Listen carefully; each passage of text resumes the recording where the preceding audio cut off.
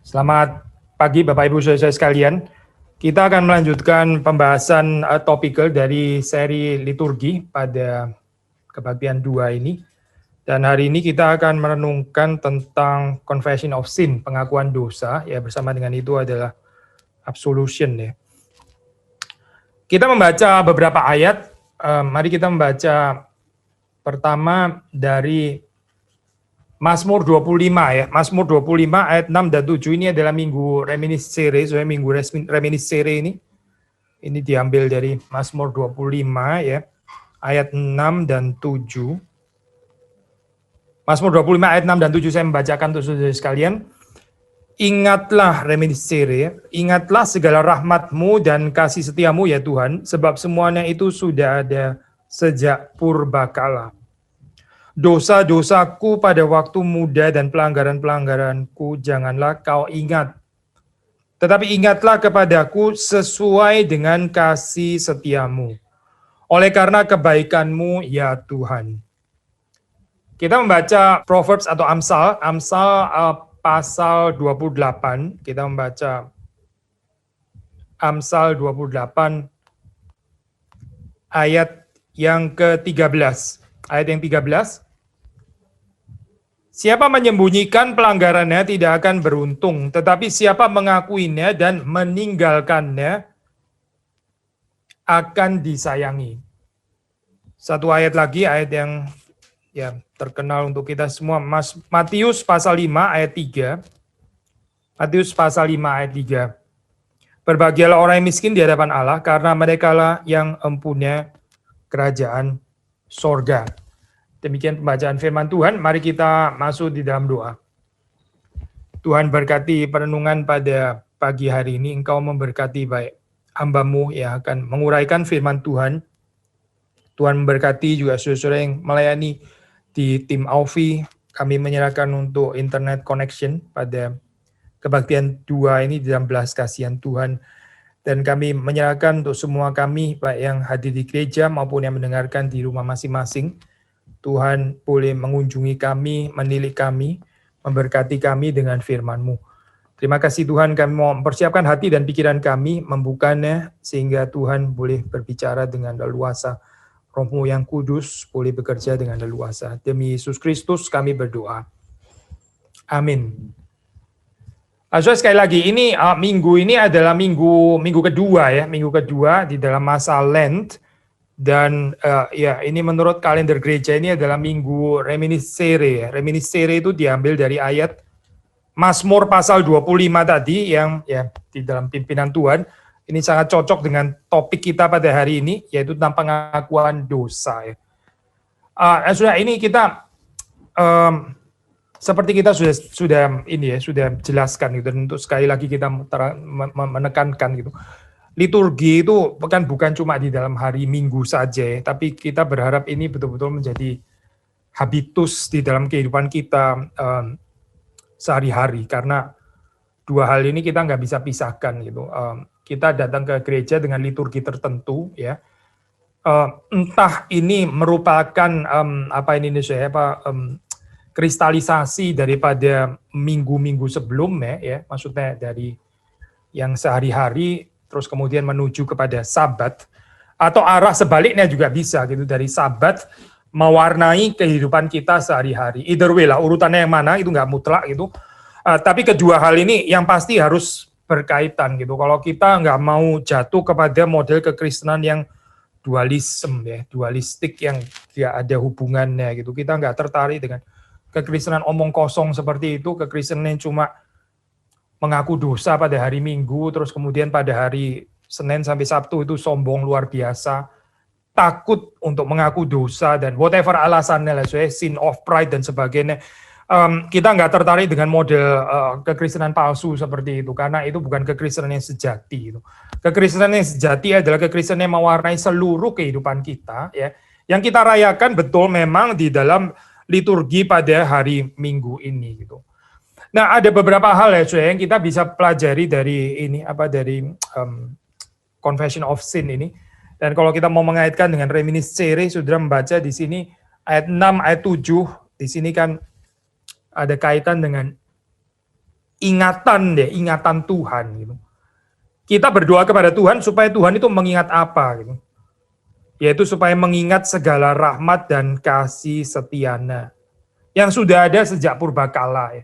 Lawannya adalah ya jangan mengingat dosa-dosaku pada waktu muda, pelanggaran-pelanggaranku. Jangan kau ingat ya. Saudara, di dalam kehidupan ini ya, ini kehidupan kita ini bukan tentang apa yang kita ingat, tapi apa yang Tuhan ingat tentang kita gitu. Ini pandangan yang teosentris ya, sekali lagi ya. Bukan tentang apa yang saudara ingat, tapi tentang apa yang Tuhan ingat ya tentang kita gitu. Maka doa ini juga bukan memegahkan apa ingatan kita tentang Tuhan, itu nggak terlalu penting ya, tapi meminta kepada Tuhan supaya Dia mengingat apa di dalam kehidupan kita. Apa yang Tuhan ingat di dalam kehidupan kita, itulah kita sudah di dalam hal ini ya. Dan apa yang sebaiknya Tuhan ingat yang kita doakan di sini ya. Di sini bukan dosa-dosa kita, bukan pelanggaran-pelanggaran kita, tapi apa saudara? Perhatikan ya. Rahmat dan kasih setia Tuhan. Pemazmur tidak berdoa, oh Tuhan jangan ingat kesalahan-kesalahanku, jangan ingat kelemahan-kelemahanku, tetapi ingatlah baiknya aku juga. Oh bukan, bukan itu yang dibilang pemazmur. Pemazmur nggak bilang, tolong jangan lihat selalu yang negatif Tuhan. Lihat kekurangan saya. Tolong lihat juga dong, saya adalah orang yang ada kelebihannya juga. Bukan itu yang didoakan pemazmur. Kalau kita berdoa seperti itu ya, kita masih antroposentris, masih berpusat kepada diri sendiri. Dan seringkali apa ini ya, mungkin menasihati orang, sudahlah jangan cuma lihat apa ini, kelemahannya orang lain. Coba lihat kelebihannya juga gitu ya, supaya ada keseimbangan gitu. Jangan cuma lihat kekurangan orang lain, jangan cuma lihat kelemahan, lihat kelebihan, dia juga ada kelebihan. Bagaimana kalau kelemahannya lebih nampak ternyata daripada kelebihannya? Bagaimana kalau ternyata kelemahannya itu indeed memang jauh lebih dominan daripada kelebihannya? Lalu gimana saya? Timbang punya timbang, berarti saya tetap punya alasan dong untuk lihat orang itu negatif. Karena apa? Ya karena memang dia lebih banyak kelemahannya kayaknya seperti daripada kelebihannya. Pemazmur nggak berdoa itu, saya. Pemazmur tidak berdoa, Tuhan, lihatlah juga kelebihanku gitu. Aku orang yang lumayan, aku yang ke gereja, aku yang ngerti liturgi, aku yang kasih persembahan. Itu bukan dibilang pemazmur, tidak gitu. Pemazmur bilang ingatlah rahmatmu dan kasih setiamu. Jadi ini mendasari perenungan kita tentang confession of sins. Ya. Confession of sins itu bukan dibalance dengan kesalehan saya. Confession of sin itu adalah bergantung sepenuhnya kepada rahmat dan kasih setia Tuhan. Dan ini juga harusnya menjadi story kehidupan kita ya. Kenapa kita nggak berpikir negatif tentang orang lain ya? Karena kita mengingat rahmat dan kasih setia Tuhan kepadanya. Bukan karena kita mengingat kelebihannya. Kalau kita mengingat kelebihannya berarti ada kompetisi di dalam penglihatan kita. Kita melihat kompetisi antara kelemahan versus kelebihan, kelebihan versus kelemahan. Kalau ditimbang-timbang lebih banyak kelebihannya, ya udah kita boleh lebih toleransi. Tapi alangkah celakaannya, kalau ternyata kelemahannya lebih banyak, berarti bagaimana, Saya nggak bisa mengampuni dia dong. Karena apa? Kelemahannya lebih banyak, itu nggak bisa dikompensasi ternyata gitu. Ini orang terlalu banyak kelemahannya, nggak ada kelebihannya terlalu sedikit. Tetapi Mazmur 25 ini mengajarkan kepada kita supaya kita mengingat rahmat dan kasih setia Tuhan kepada orang berdosa. Bukan cuma orang lain, tapi juga diri saudara dan saya. Ingatlah kepada rahmat dan kasih setia Tuhan. Ini membuat kita jadi mengerti ya, apa artinya kehidupan di dalam kuasa pengampunan Tuhan. Bukan di dalam kuasa kesetiaan, kesalehan saudara dan saya, tapi di dalam kuasa pengampunan Tuhan. Agustinus mengatakan kalimat yang sederhana ya, dia bilang confession of evil works itu ada the first beginning of good works. Confession of evil works ya, kalau kita mengaku perbuatan kita yang jahat itu, ini adalah sudah satu permulaan dari perbuatan baik ya. Nah ini mengingatkan kita kepada ayat yang tadi kita baca ya. Matius 5 ya, khotbah di bukit itu dimulai dengan ya ini basically confession of evil works, kalau pinjam istilah Agustinus ya. Pengakuan akan keberangkrutan rohani kita di hadapan Tuhan. Bahwa kita ini adalah orang yang poor in spirit. Dan ini dimengerti bukan untuk cuma sekali permulaan saja, setelah itu terus kemudian kita mulai merasa rich in spirit, gitu ya. Bukan, saudara nggak mengerti khotbah di bukit kalau seperti itu. Banyak orang Kristen mulai dengan confession of sin, banyak orang Kristen mulai dengan poor in spirit, tapi terus kemudian dia meninggalkan ya pengakuan ini gitu. Akhirnya dia mulai membanggakan pekerjaannya, pelayanannya, ya, achievement-nya dia dan sebagainya, perbuatan baiknya, jasanya dan sebagainya. Jadi seperti seolah-olah khotbah di bukit itu dihayati cuma di dalam beginning waktu dia bertobat itu gitu ya. Oh, saya poor in spirit Tuhan. Setelah itu ayat itu sudah nggak berlaku lagi untuk orang Kristen sepertinya gitu ya. Pasti Tuhan Yesus bukan mengajar dengan maksud seperti itu ya, bukan gitu. Confession of evil works ini ini terus menerus itu. Meskipun Agustinus pakai istilah the first beginning of good works, tapi begitu kita meninggalkan confession of evil works, di situ kita mulai kehilangan good works.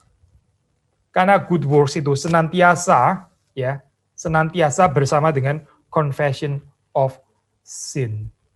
Bersama dengan pengakuan dosa. Agustinus sendiri, kita sudah pernah kutip ya ini cerita ini ya, waktu di akhir daripada kehidupannya ya, waktu dia sebelum menghadap Tuhan itu, dia diranjang kematiannya, dia merenungkan Mazmur 51 ya, Mazmur pengakuan dosa. Nah ini menarik Agustinus adalah seorang yang berbuat banyak ya kalau kita mau bicara, dia berbuat banyak untuk Tuhannya. Dia meninggalkan karya yang begitu berharga untuk kekristenan. Kalau saudara mau bicara achievement, kita nggak bisa banding achievement kita dengan achievement Agustinus.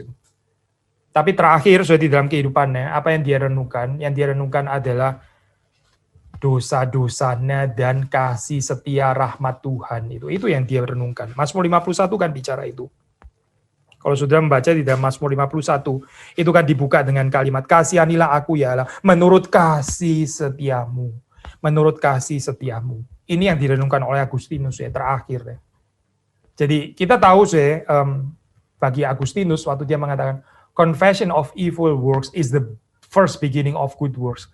Ini bukan dimengerti di dalam pengertian first beginning terus kemudian dan setelah itu membangun, bukan dengan ini lagi. Karena apa ya? Karena saya mulai mahir di dalam good works. Saya nggak perlu lagi confession of evil works, saya nggak perlu lagi confession of sin dan seterusnya dan seterusnya.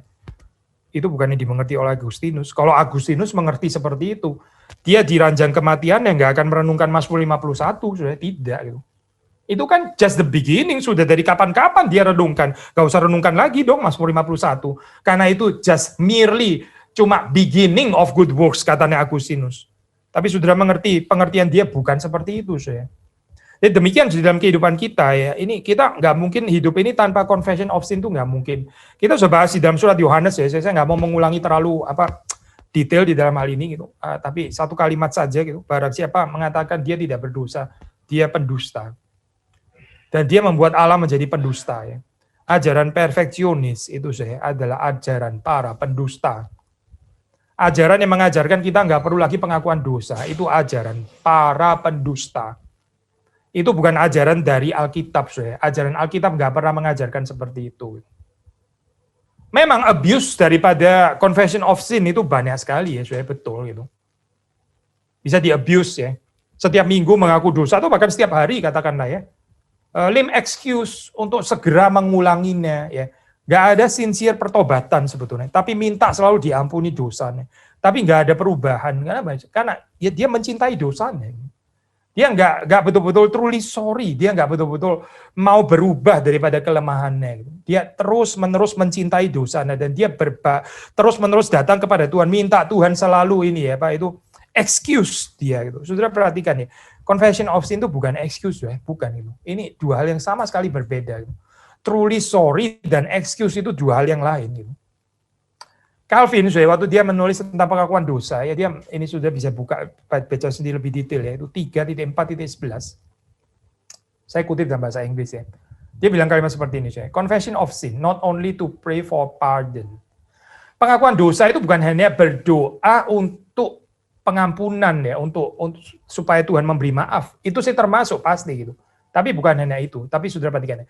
But if you consider how great is our complacency, our drowsiness, our sluggishness, you will agree with me that it would be a salutary regulation if the Christian people were to practice humbling themselves through some public rite of confession.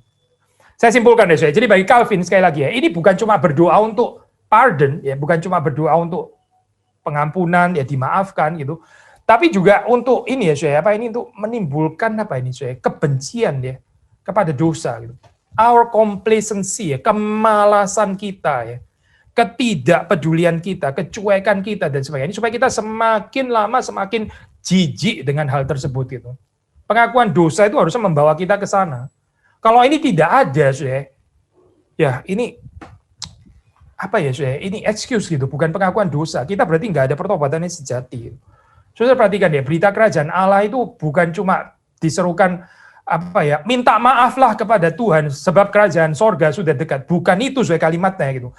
Bertobatlah sebab kerajaan sorga sudah dekat. Saudara perhatikan ya, bertobatlah gitu. Bertobatlah. Bukan minta maaflah kepada Tuhan ya. Mintalah excuse kepada Tuhan sebab kerajaan sorga itu terlalu banyak orang seperti ini. Excuse, lame excuse ya untuk kemudian dia mencintai kembali dosanya gitu. Lalu terus kemudian dia mengaku dosa lagi, mencintai lagi dosanya, mengaku dosa lagi. Ini orang yang mempermainkan anugerah Tuhan ya. Orang yang mempermainkan anugerah Tuhan itu nggak mengerti anugerah Tuhan. Orang yang mengerti anugerah Tuhan itu ada pertobatan yang sejati. Betul, kita bicara Injil, kita bicara confession of sin, kita nggak pernah bisa beli pengampunan Tuhan. Tapi pengampunan Tuhan itu nggak pernah menjadi barang rongsokan, murahan, ya, rabis, sampah, dan sebagainya. Ini bukan sampah, bukan. Ini bukan barang yang murahan yang saudara bisa permainkan, bukan. Kalau kita sungguh-sungguh mengerti anugerah Tuhan, ya, ini confession of sin, ini disertai dengan pertobatan. Ya. Calvin mengingatkan kepada kita, ya. Perhatikan gitu ya, how great our complacency, kemalasan kita, keengganan kita, drowsiness ya, kemabukan kita, sluggishness ya, our laziness ya, ini slothfulness, kemalasan kita ini kalau di dalam tradisi medieval ini one of the 7 deadly sins, ya. Kemalasan, keengganan, ketidakpedulian dan sebagainya. Jadi confession of sin itu adalah sesuatu yang Tuhan pakai di dalam hal ini ya, untuk membentuk kita, juga menguduskan kita. Sekali lagi kita mengatakan abuse, memang bisa di-abuse, tapi itu false story ya. Kita nggak perlu menghidupi story itu. Dan jangan karena ada kemungkinan false story, lalu terus kemudian kita meminimalisasi pengakuan dosa. Sudah mengerti maksud saya? Pengakuan dosa itu gampang di-abuse. Orang nanti mengaku dosa lagi untuk mempermainkan anugerah Tuhan. Lalu bagaimana? Supaya tidak demikian, nggak usah ada pengakuan dosa. Ngawur banget, ngawur sekali. Sudah Alkitab mengatakan yang nggak ada pengakuan dosa itu adalah para pendusta. Mereka ini orang-orang yang nggak jujur di hadapan Tuhan. Gitu. Mereka berdosa, tapi nggak mau ngaku bahwa mereka berdosa. Ya. Nanti kita bahas ya, ini simptom seperti ini apa gitu.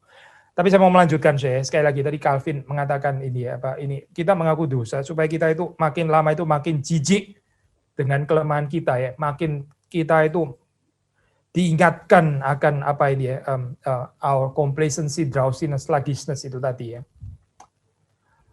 Sebelum kita ini bicara tentang pengakuan dosa ini, sebetulnya yang membuka ini adalah visi tentang kemuliaan Tuhan. Ya. Kalau sudah membaca Yesaya pasal yang ke-6 itu jelas sekali ya. Yesaya itu sadar dia perlu mengaku dosa. Dan dia melihat visi kekudusan Allah. Sudah membaca di dalam ayat yang terkenal itu ya, di dalam pasal yang terkenal itu. Saya baca ayat 3 ya. Dan mereka berseru seorang kepada seorang, katanya kudus, kudus, kuduslah Tuhan semesta alam. Seluruh bumi penuh kemuliaannya. Kekudusan dan kemuliaan Tuhan ini ya, yang membuat kita sadar bahwa kita adalah orang berdosa. Kalau nggak ada visi kemuliaan Tuhan, nggak ada visi yang benar tentang dosa, kelemahan. Kita cenderung excuse our sin. Kita cenderung menganggap sepi kelemahan kita. Lalu terus kita bilang, siapa di dunia ini yang nggak punya kelemahan? Saya punya kelemahan, itu wajar, karena yang lain juga punya kelemahan. Saya jatuh lagi, ya nggak apa-apa juga. Ya memang semua manusia juga seperti ini. To be human is to err. Ya ada peribahasa bahasa Latinnya, bisa diterjemahkan ke dalam berbagai bahasa. Menjadi manusia itu memang error gitu. Kalau nggak error ya bukan manusia, itu dewa namanya begitu ya.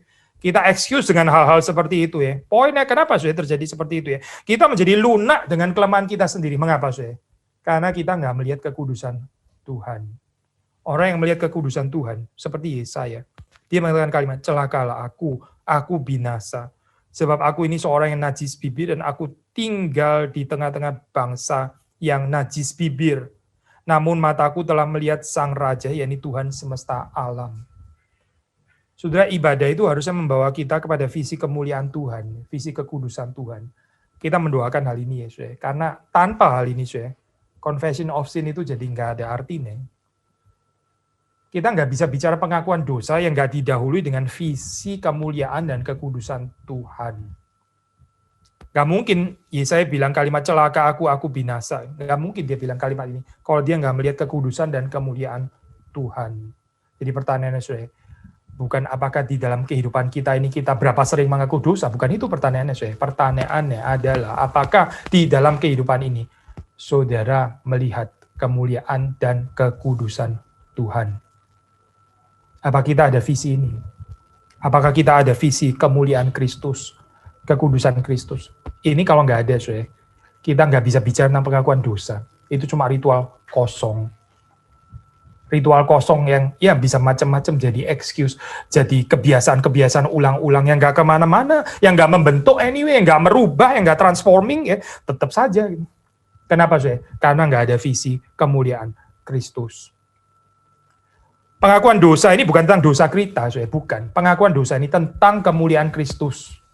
Kalau kita mengerti kemuliaan Kristus, ya, kita mengerti berapa dalam kita sudah jatuh di hadapan Tuhan. Sudah melihat di sini ya, Yesaya itu mengatakan kalimat, dan kalimat ini benar ya, karena ya nggak ada koreksi kok di sini di Yesaya 6 ya. Waktu dia mengatakan, aku ini seorang yang najis bibir, aku tinggal di tengah-tengah bangsa yang najis bibir. Jadi yang najis bibir bukan cuma Yesaya, seluruh bangsa ini najis bibir. Tapi sudah perhatikan ya, yang menyadari najis bibir, Yesaya di sini. Yang lain bukan nggak najis bibir kan ya, najis bibir juga. Tapi najis bibir terus nggak terlalu sadar najis bibir, nggak najis. Mungkin mereka pikir, ya siapa yang nggak najis bibir di Israel? Semua juga najis bibir. Saya najis bibir. Ya kayak yang lain juga toh. Saya juga nggak lebih buruk daripada yang lain. Memang semuanya ngomongnya kasar kayak begini. Najis bibir, saya najis bibir juga. Ya nggak ada persoalan. Malah saya kalau dibandingkan dengan lain, lumayan lah saya kenajisannya gitu. Tapi cuma Yesaya yang mengatakan kalimat celakalah aku binasa. Bedanya di mana, saudara? Bedanya bukan karena dia lebih najis bibir, mungkin tidak. Bedanya adalah karena Yesaya melihat kemuliaan Kristus. Yesaya melihat kemuliaan ilahi. Itu yang membedakan Yesaya dengan yang lain. Maka dia mengaku dosa.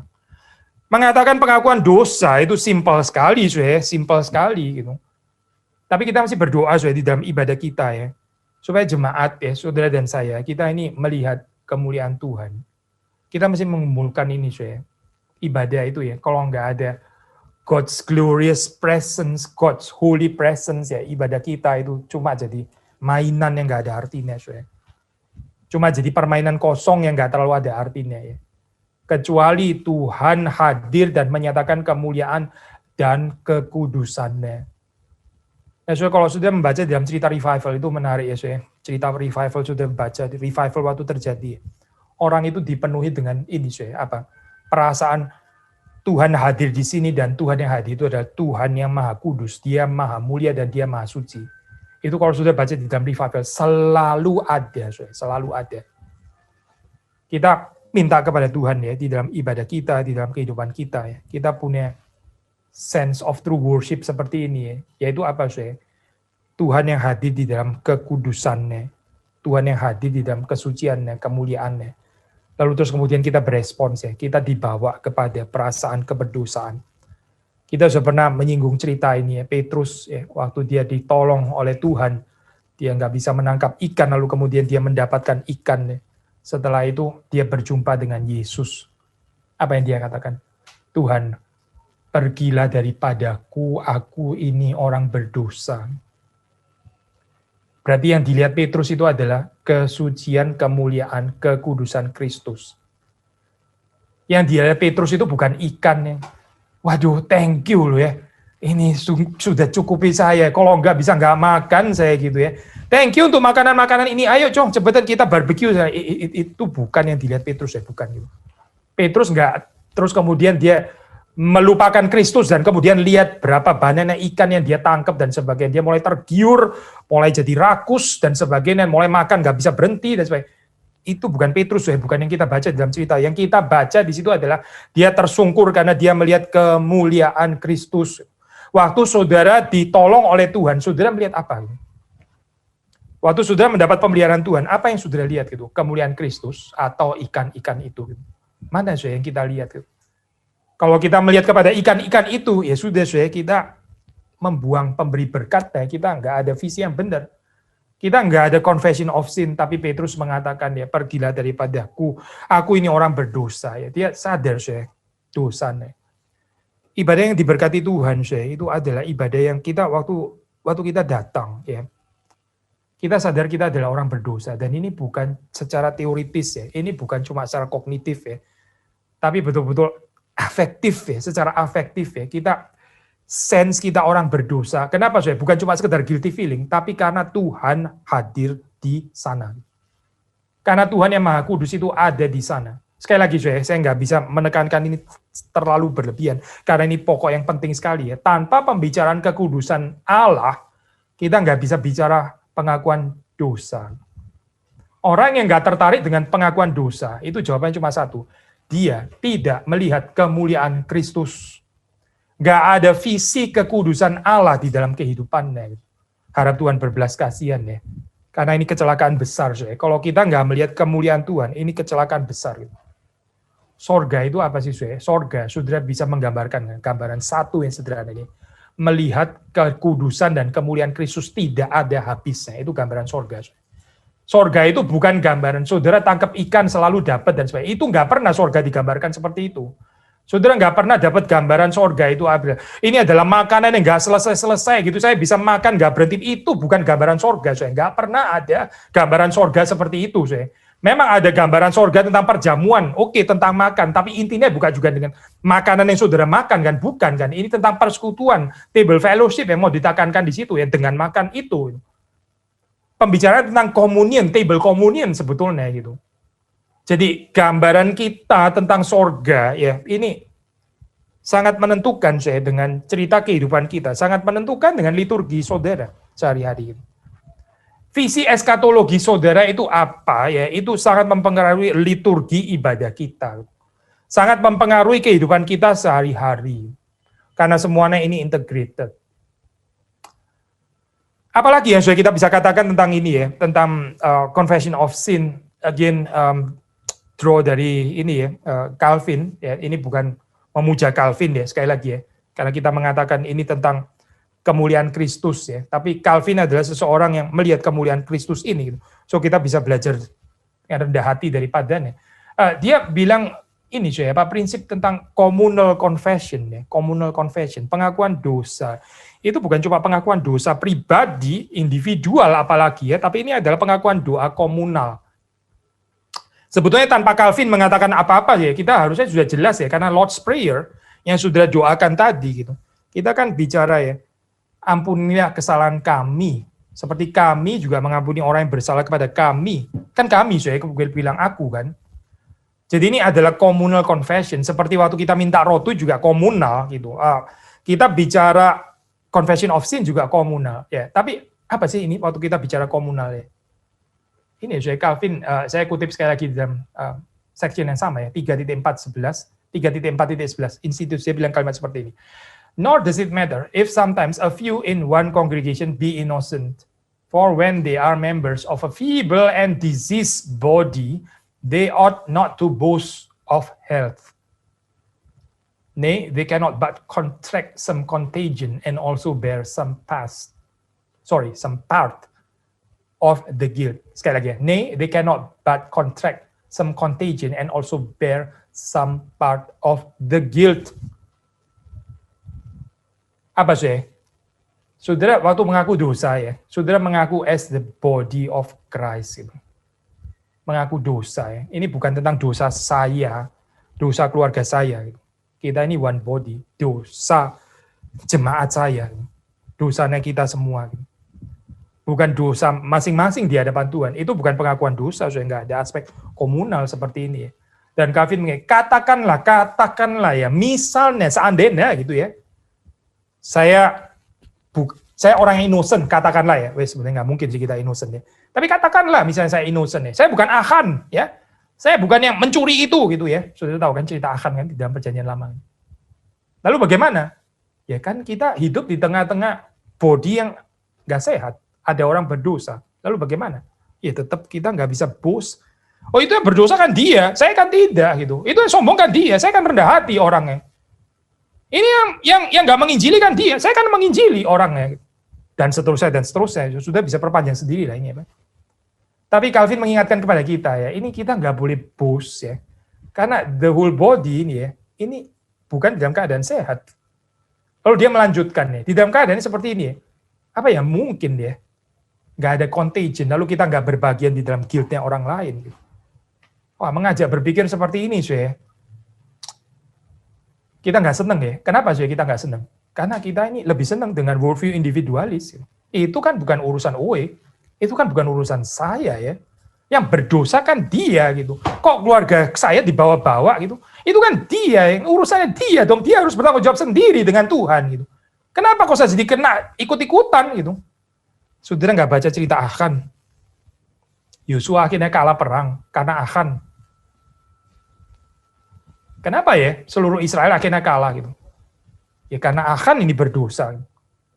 Dosa satu orang, so ini mengkhamirkan semuanya. Ya. Tapi ini bukan good news. The good news adalah ada confession of sin ini. Gitu. Makanya confession of sin ini nggak pernah tentang saudara dan saya saja. Gitu. Nggak pernah tentang diri kita saja. Gitu. Kalau kita cuma mengerti seperti ini, ya. Waktu saudara diajak berdoa oleh liturgos, ya mari kita mengaku dosa kita. Kita nggak eventing tentang dosa keluarga kita. Gitu. Apalagi juga nggak eventing tentang dosa orang lain dan sebagainya. Kita nggak mengerti apa artinya communal confession, saya nggak mengerti gitu. Kita jadi menghidupi worldview individualisme sebetulnya gitu. Dan ini sama sekali nggak kompatibel dengan Injil Kerajaan Allah.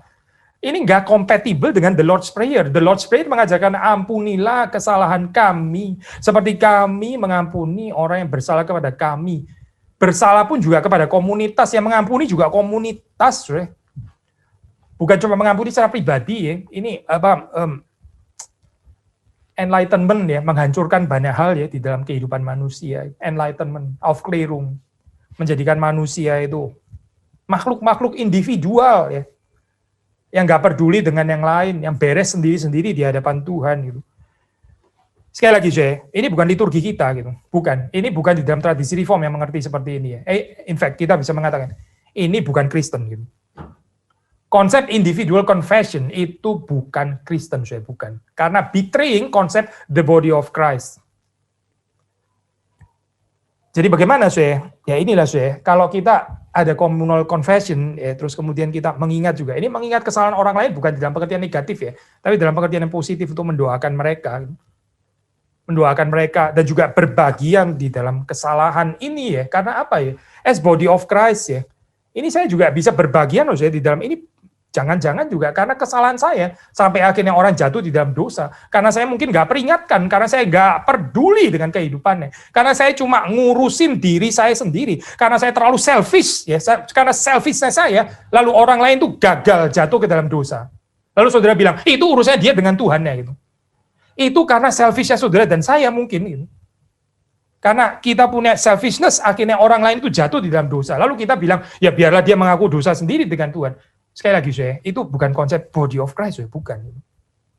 Konsep body of Christ itu kita sama-sama sepenanggungan di dalam hal ini. Ya. Mari kita belajar, kita penuh dengan kelemahan memangnya Tuhan mengampuni kita. Tapi mari kita belajar. Ini good news, good news, satu undangan sekali lagi, gitu. Undangan sekali lagi, supaya kita boleh menghidupi satu kehidupan secara komunal, ya. Kehidupan komunal. Bukan cuma berbagi makanan komunal, table fellowship komunal, confession of sin juga komunal, komunal. Memuji Tuhan juga komunal, semuanya komunal. Kalau kita baca di dalam Mazmur 51, ya Mazmur 51 yang terkenal itu ya, kita mendapatkan prinsip confession itu juga adalah doksologi, saya. Ini menarik ya, saya. Confession itu doksologi. Confession itu memberi segala kemuliaan kepada Tuhan. Di dalam pengertian apa, saya? Di dalam pengertian ini, saya baca ya, ini dalam versi LAI elektronik yang saya pakai. Kalau ada beda ayat ya, silakan saudara cek. Sudah Alkitabnya di ayat keberapa ya, tapi versi elektronik LAI yang saya pakai ini ayat keempat. Terhadap engkau sajalah aku telah berdosa dan melakukan apa yang kau anggap jahat. Lalu kemudian 4b, supaya ternyata engkau adil dalam putusanmu. Supaya ternyata engkau adil dalam putusanmu, bersih dalam penghukumanmu. Confession of sin itu saya, itu menyaksikan keadilan Tuhan. Tuhan itu righteous. Dan Tuhan itu bersih di dalam His judgment. Saya baca versi ESV ya, saya ini terjemahan ESV. ESV juga di dalam ayat yang keempat ya, saya, against you only have I sinned and done what is evil in your sight, so that you may be justified in your words. So that you may be justified in your words and blameless in your judgment. Ya, mirip sekali dengan bahasa Indonesia ya. Supaya Tuhan itu dibenarkan di dalam perkataannya dan dia itu blameless, dia itu bersih di dalam penghakimannya.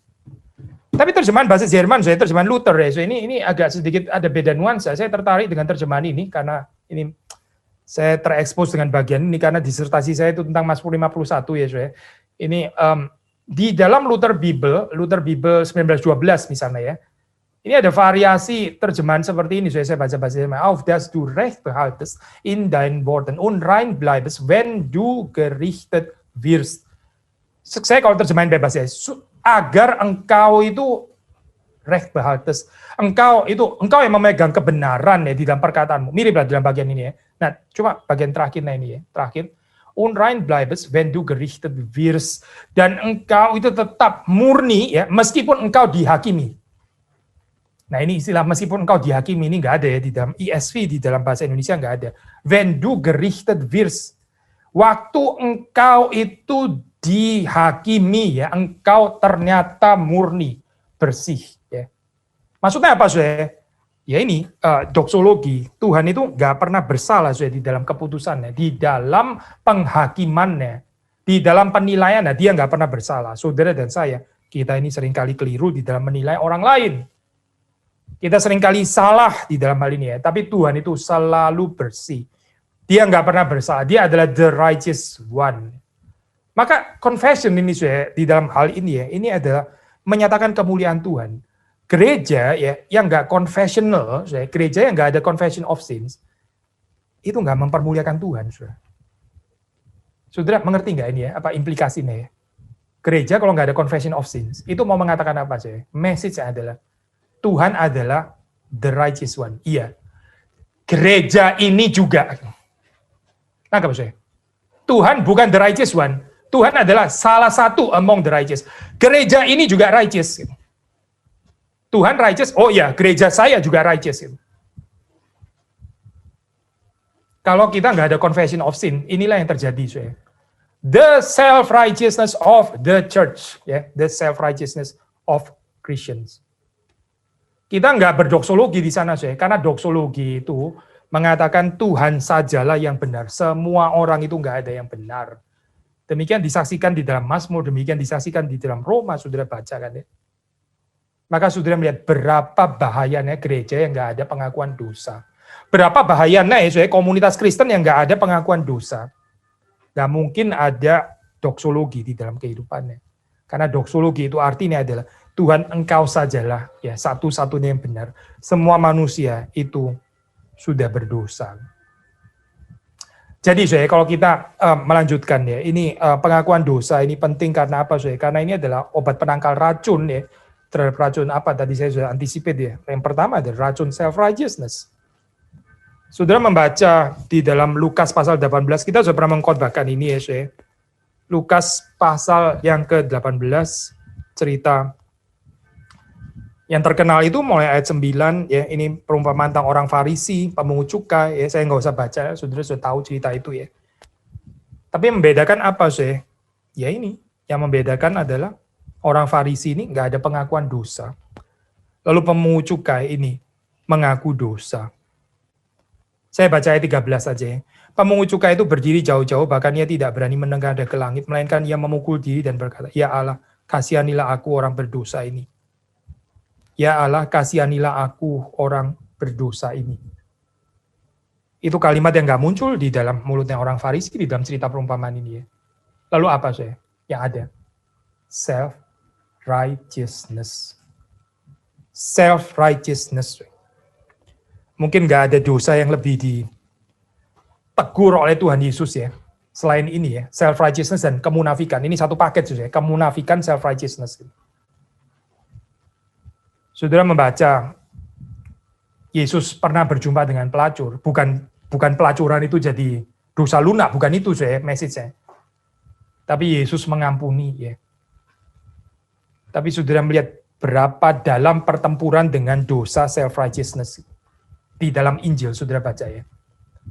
Saudara baca, saudara silakan melakukan comparative study ya. Yesus lebih banyak berperang terhadap dosa apa gitu. Saudara akan ketemu jawabannya nih ya. Hypocrisy dan self-righteousness. Dua ini, saudara. Ini dosa yang paling mematikan, sin of pride.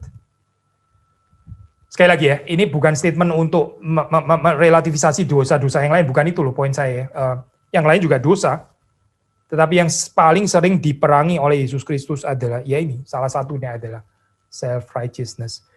Waktu kita nggak ada confession of sin, kita akan menjadi komunitas yang judgmental. Komunitas yang judgmental. Perhatikan ya, agama yang judgmental, itu nggak ada pengakuan dosanya.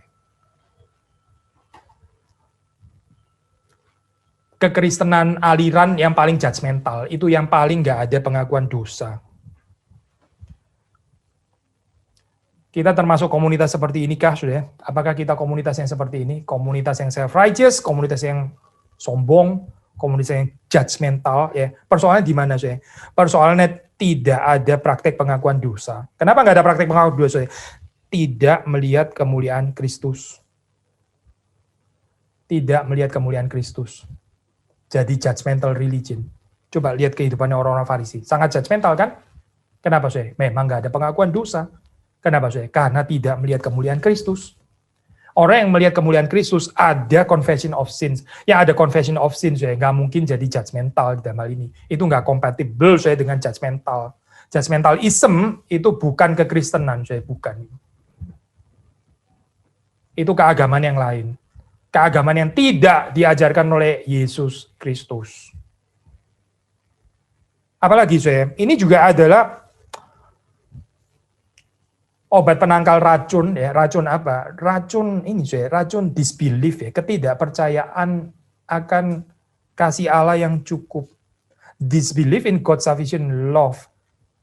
Maksudnya kita nggak percaya bahwa Tuhan itu betul-betul menerima kita gitu. Alias mentalitas Buddha. Buddha itu apa, Soe? Buddha itu membeli, Soe, membeli cinta. Buddha itu berusaha untuk membeli penerimaan. Membeli perkenanan Tuhan, ya. Tapi ini bukan Injil, Soe, bukan. Injil itu bicara kita memang nggak layak. Tetapi Tuhan menerima kita apa adanya. Kita mesti rendah hati di situ. Nah ini, Soe, ini mengeluarkan kita ya daripada dosa ketidakpercayaan. Seolah-olah kita harus do good terlebih dahulu ya. Seolah kita harus perform terlebih dahulu, seolah kita harus achieve something yang great terlebih dahulu, baru setelah itu kita boleh mendapatkan penerimaan. Tapi ini adalah musuh Injil, saya. Statement ini musuh Injil. Justru precisely confession of sin itu saya. Ini adalah Injil. Mengapa saya? Karena meskipun saya berdosa, saya datang kepada Tuhan dan saya boleh percaya bahwa Tuhan itu menerima saya orang yang berdosa ini. Saudara nggak harus jadi orang yang do great things gitu ya. Baru terus kemudian saudara diterima oleh Tuhan, itu kan bukan Injil ya, bukan Injil. Tapi berapa banyak saya orang di dunia ini hidup dengan mentalitas Buddha gitu. Dia nggak tertarik dengan liturgi, confession of sin. Buktinya dalam kehidupan sehari-hari juga begitu saya. Nggak percaya kasih, dia nggak percaya cinta gitu. Dia takut, dia menyembunyikan kesalahannya. Tadi kita bacakan saya di dalam Proverbs itu, orang yang menyembunyikan kesalahannya. Seperti apa, saya? Kita baca lagi ya, saya. Ini Proverbs ini tadi. Proverbs 28 ayat 13 ini agak jarang sudah kita baca ya, tapi kita baca sekali lagi. Amsal 28 ayat yang ke-13. Siapa menyembunyikan pelanggarannya tidak akan beruntung. Bahasa Indonesia pakai ini ya, apa? Variasi. He that covered his sin shall not prosper, but whoso confess and forsakes them shall have mercy. He that covers his sin shall not prosper, bahasa Inggrisnya ya. Shall not prosper. Dia tidak akan beruntung, ya. Dia nggak akan berhasil di dalam kehidupannya. Tapi kita hidup di dalam dunia, yang nggak percaya confession of sin. Kita hidup di dalam dunia, berbahagialah orang-orang yang tidak jujur dengan kelemahannya. Karena mereka lah yang mempunyai kerajaan dunia. Gitu kan, message-nya. Berbahagialah orang-orang yang jaim. Berbahagialah orang-orang yang tampil kuat, ya, karena mereka lah yang punya kerajaan dunia. Itu khotbahnya kan di dalam dunia. Jadi kita nggak suka, kita nggak suka pembicaraan kelemahan. Kalau bisa kita tutupi setutup-tutupnya, serapet-rapetnya, tertutupnya. Tapi terus kemudian minggu kita datang ke hadapan Tuhan, kita ada confession of sin, how disintegrated kehidupan seperti ini ya. How schizophrenic coba kehidupan seperti ini. Gak ada compatibility-nya gitu. Tapi kalau kita sungguh-sungguh percaya ini liturgi ini bukan cuma sekedar liturgi. Maka bagaimana kita di dalam kehidupan sehari-hari ya. Kita hidup di dalam kuasa pengampunan ya. Kenapa sih kita ini takut ya dengan menyatakan kesalahan kita? Kenapa kita seringkali bikin excuse ya dengan kesalahan kita gitu? Kalau bisa orang nggak tahu, kalau bisa bukan saya yang salah, kalau bisa lebih baik saya nyalain orang lain lebih baik lagi begitu ya, supaya saya bersih gitu, bukan saya yang salah, tapi orang lain ini sebetulnya itu. Kenapa Kenapa seperti itu? Karena kita nggak percaya ada yang namanya kasih setia. Karena kita nggak percaya ada yang namanya love, itu nggak ada. Nggak ada yang namanya love. Yang ada itu judgment, terus judgment di dalam kehidupan. Nggak ada yang namanya love gitu. Maka sudah melihat di sini ya. Pemahaman, pengertian kita tentang love, tadi saya bilang tentang holiness ya. Holiness and glory of God. Sekarang kita bicara love of God. Ini mendahului pengakuan dosa. Mendahului pengakuan dosa. Kita baca ini ya, Mazmur 51 sekali lagi ya. Mazmur 51 yang terkenal itu. Bagian yang pertama saja, itu sudah cukup jelas ya. Kenapa Daud mengaku dosa? Saya baca ya. Kasihanilah aku ya Allah, menurut kasih setiamu. Daud ini orang yang percaya kepada kasih setia Tuhan. Maka dia tidak takut untuk mengaku dosanya. Saudara dan saya, kita yang takut mengaku dosa, ya kita adalah orang-orang yang gak percaya kasih Tuhan sebetulnya. Dan tentu saja kita sedih ya, kalau komunitas kita itu adalah komunitas yang bukan loving community, but judgmental community. Judgmental community itu menghasilkan orang-orang yang nggak mau mengaku dosa dan yang menutup-nutupi kesalahannya. Kenapa? Karena ini bukan loving community, tapi judgmental community. Akhirnya semua orang bermunafik ria, tampil saleh, ya, tampil taat, ya, tampil cinta Tuhan. Dan nggak ada tempat untuk kesalahan, nggak ada tempat, nggak ada tempat untuk kegagalan, nggak ada. Karena apa? Karena semua mesti hebat. Karena apa, Karena ini judgmental community, gitu ya. Untuk judgmental community nggak ada tempat untuk orang gagal, nggak ada tempat untuk orang lemah. Semuanya mesti kuat. Gitu. Itu Injil, Itu bukan Injil. Itu bukan Injil. Itu Injil palsu. Komunitas yang menghidupi Injil palsu. Itu komunitas yang celaka, karena itu bukan yang didesain oleh Tuhan. Komunitas yang didesain oleh Tuhan adalah komunitas yang di dalamnya itu ada confession of sins. Bukan untuk mengumbar dosa kita, jangan salah ya, ini bukan mengajarkan pria sejati, bukan loh. Gerakan pria sejati yang nggak tahu ya sudahlah, sudah berbahagia. Ini bukan mengajarkan itu, bukan. Ini bukan ajaran pengumbaran dosa, bukan. Ini bicara tentang bagaimana Tuhan itu mendirikan new people ya. Ini sebetulnya harusnya bagaimana sih ya? Again ya, not without confession of sin. Kalau kita mau melarikan diri daripada model judgmentalism itu tadi, individualism, judgmentalism, ketidakpercayaan kepada kasih Tuhan dan sebagainya. Akhirnya kita menjadi orang-orang yang munafik, yang selalu menutup-nutupi kesalahan kelemahan kita. Karena apa sih? Karena kita takut dihakimi sebetulnya. ya berarti gagal ya saya komunitas seperti itu ya. Tuhan mengampuni kita kalau kita gagal ya. Masih ada kesempatan saya untuk bertobat. Apa sih saya manfaat? Tadi kita bicara hal yang negatif ya. Sekarang manfaatnya apa? Manfaat hidup di dalam kuasa pengampunan Tuhan. Kita dibentuk saya menjadi orang-orang yang rendah hati ya. Orang-orang yang bergantung sepenuhnya pada kasih karunia dan belas kasihan Allah. Hidup ini bergantung sepenuhnya pada kasih setia Tuhan. Bukan bergantung kepada resources yang ada padamu, bukan bergantung kepada kesehatanmu, bukan bergantung kepada kesempurnaanmu, bukan, itu bukan cerita Injil, saya bukan. Cerita Injil itu bicara kita bergantung sepenuhnya kepada belas kasihan ilahi. Yang kedua, pengampunan dosa, pengakuan dosa, ya, itu menumbuhkan iman kita ya, untuk percaya bahwa Tuhan itu kasihnya sempurna. Tuhan itu penerimaannya sempurna. Dunia ini penerimaan nggak sempurna. Memang nggak sempurna sih, saudara. Tapi kita kan iman kita kepada Tuhan nih, yang kasihnya sempurna dan penerimaannya sempurna. Kita jangan menaruh hati kita kepada penerimaan manusia, itu berhala. Penerimaan kita itu datang dari Tuhan, bukan datang dari manusia. Dan Tuhan itu menerima kita sempurna. Kalau Tuhan menerima kita sempurna, saudara nggak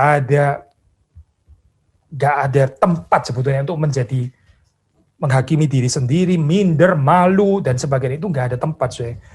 Orang kalau masih dikuasai oleh hal-hal seperti itu, dia sebetulnya kurang percaya ya, kasih Tuhan. Kasih Tuhan itu sempurna, nggak perlu ditambah lagi. Sangat sempurna. Sempurna adanya. Waktu kita hidup di dalam kuasa pengakuan dan pengampunan dosa, ini kita sedang merayakan apa artinya relasi cinta bersama dengan Tuhan. Orang yang nggak mengerti cinta, saya nggak tahu loh, ini kita hidup bisa nggak sempurna.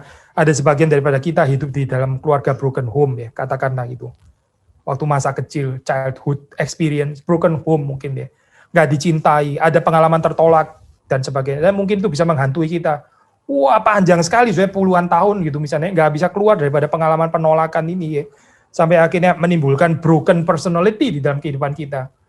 Tetapi Yesus membebaskan kita dari ini. Yesus adalah jalan keluarnya. Yesus itu memberikan ini, relasi kasih yang sempurna ini. Sehingga saudara dan saya bisa tampil apa adanya. Justru karena Yesus mencintai kita apa adanya. Despite keadaan kita seperti apa, dia mencintai kita dan dia mengubah kita.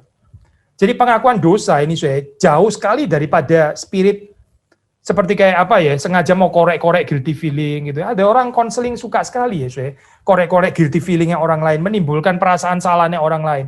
Itu bukan konseling Kristen, itu lebih mirip konseling setan sebetulnya. Setan itu pekerjaannya adalah accusation. Tuhan itu bukan accuse Tuhan itu memulihkan, dia restore gitu. Bukan sengaja untuk menimbulkan guilty feeling. Saudara kalau salah mengerti confession of sin seperti kayak sengaja untuk korek-korek guilty feelingnya orang lain, saya pikir kita nggak mengerti apa artinya kekristenan loh di dalam hal ini. Tuhan bukan itu. Coba sudah lihat bagaimana dia menghadapi pelacur yang berdosa dan sangat berdosa itu. Apa yang dia katakan? Yesus nggak keluar kalimat, sudah jelas ya dosamu apa? Jelas nggak sebetulnya kesalahanmu apa? Lu tahu nggak lu dosanya sebetulnya apa? Bukan itu kalimatnya. Yesus mengatakan kalimat apa? Yesus mengatakan, aku pun juga tidak akan menghukum engkau. Pergilah dan jangan berbuat dosa lagi. Itu kalimatnya Yesus. Tetapi dunia ini ya tertarik sekali ya untuk mengorek-ngorek kesalahannya orang lain gitu ya. Karena apa ya karena kita nggak percaya, kita nggak love enough gitu, nggak mengasihi enough. Akhirnya kita suka sekali mengorek-ngorek kesalahannya orang lain, menimbulkan perasaan bersalahnya orang lain. Seperti ada semacam kemenangan kalau bisa menyatakan kesalahannya orang lain. Ini sakit bukan kekristenan, bukan konseling Kristen.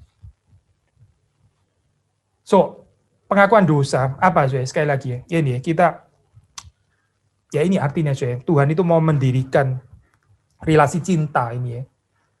Childhood saudara mungkin broken di dalam love relationship, nggak apa-apa, Tuhan nggak dibatasi dengan itu gitu. Tuhan nggak dibatasi oleh childhood experience kita, dia itu maha kuasa. Dan dia tetap masuk dan dia akan mengubah kehidupan kita. Kalau kita sungguh-sungguh mau diubah. Melalui apa saya? Ya ini confession of sin, true confession of sin. Justru establish apa artinya love relationship, berjalan bersama dengan Tuhan yang mencintai kita, itu artinya apa? Not without confession of sin. Kalau kita menolak confession of sin, kalau kita terbiasa selalu menjauhi kesalahan, kelemahan kita dan sebagainya, karena kita takut ditimbulkan guilty feeling ini yang nggak menyenangkan gitu ya, kita akhirnya jadi nggak mengerti apa artinya cinta Tuhan, dan kita tetap di dalam brokenness itu, saya. Tetap berada di dalam brokenness yang kita sendiri nggak mau keluar soalnya gitu.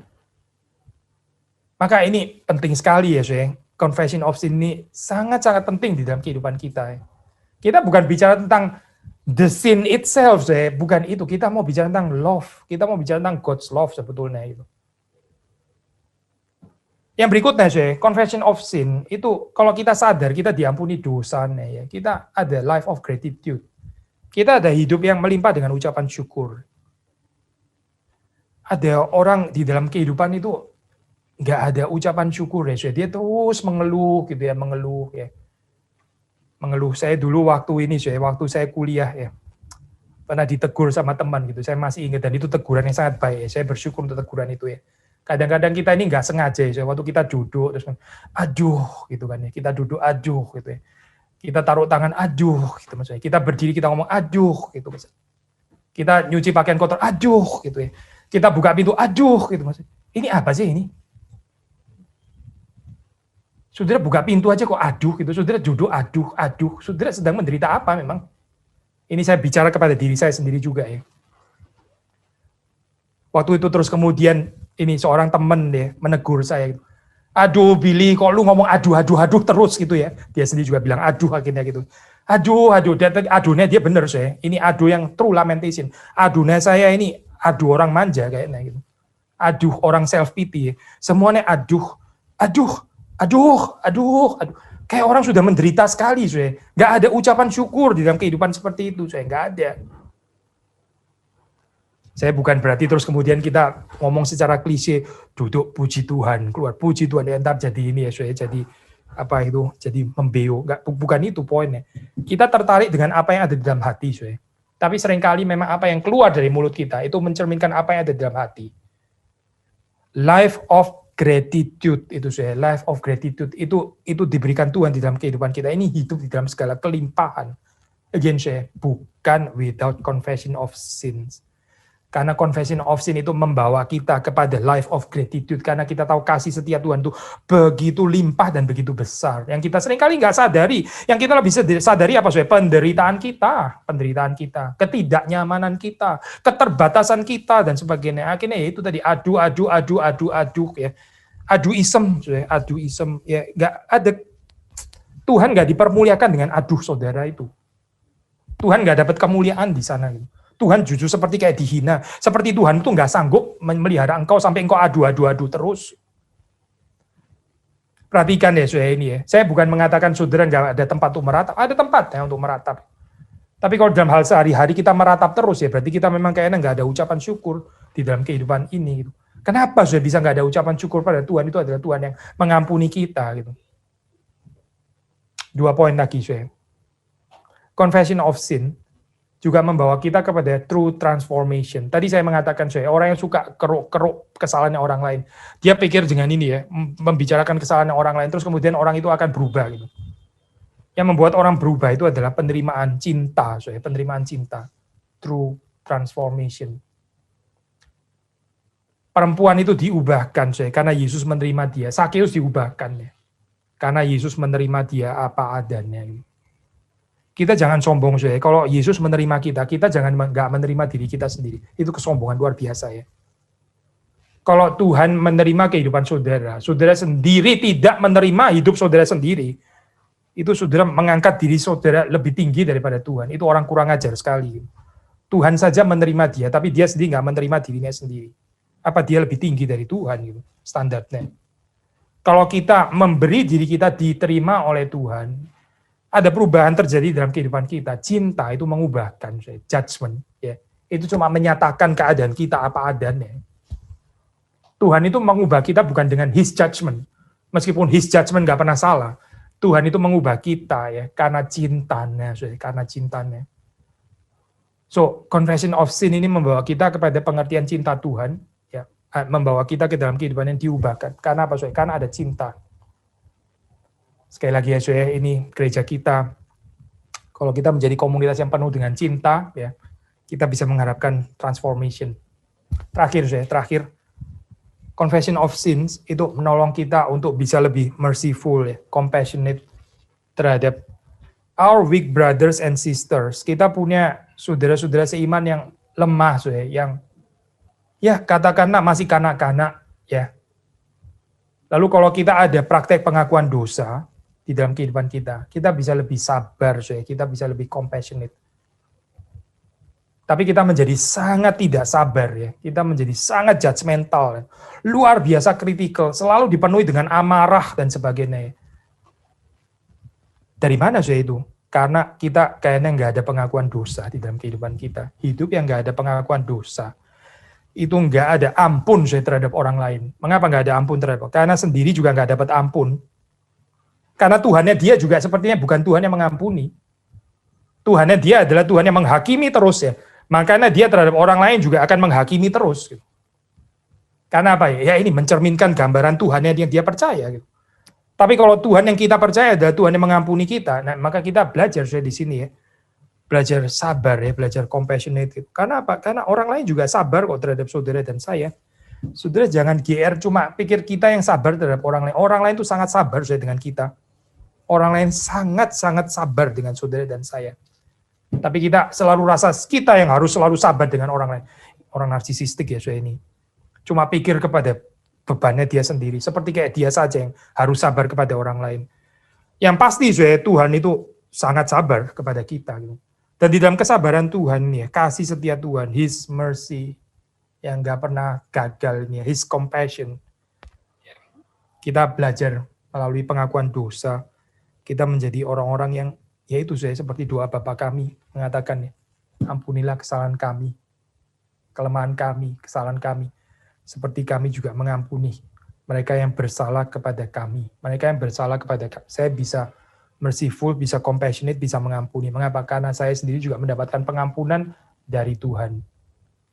Kini Tuhan menolong kita, ya waktu kita merenungkan tentang confession of sin, kita sungguh-sungguh rindu, saya ini bukan cuma ya 1-2 menit waktu saudara mendengar perkataan liturgos. Mari kita mengaku dosa kita di hadapan Tuhan gitu ya. Terus setelah itu nggak sampai 1 menit sudah selesai. Setelah itu selesai story confession of sin. Kita nggak tertarik sudah dengan liturgi itu gitu. Liturgi yang model fragmented seperti itu ya. Yang kita tertarik adalah liturgi yang hidup ya. Liturgi yang seluruh kehidupan kita. Ini liturginya seperti ini. Di dalam kehidupan saudara sehari-hari ya, kehidupan saudara dan saya, kita juga ada liturgi pengakuan dosa dengan semua implikasinya. Kiranya Tuhan memberkati kita semua. Mari kita masuk di dalam doa. Tuhan, kami bersyukur karena Engkau adalah Tuhan yang mulia, Tuhan yang kudus, dan Tuhan yang menyatakan kemuliaan-Mu. Tuhan, ampuni kami ketika kami seringkali lebih tertarik dengan kemuliaan dunia ini. Kami lebih melihat kepada ikan yang Tuhan sediakan dan bukan melihat kepada kemuliaan Tuhan. Dan akhirnya kami tidak sadar bahwa kami ini adalah orang-orang yang sangat berdosa di hadapan Tuhan. Kami mohon supaya Tuhan menolong kami, memulihkan mata kami ini, memelekkan kami, supaya kami boleh melihat dengan jelas kemuliaan, kesucian, kekudusan Tuhan. Bukan hanya pada hari Minggu ketika kami beribadah, tapi di dalam kehidupan kami sehari-hari juga. Kami rindu supaya kami di dalam hidup ini juga boleh semakin mengerti apa artinya kami dikasihi oleh Tuhan. Kami bukan membeli perkenanan-Mu, kami tidak sanggup membayarnya.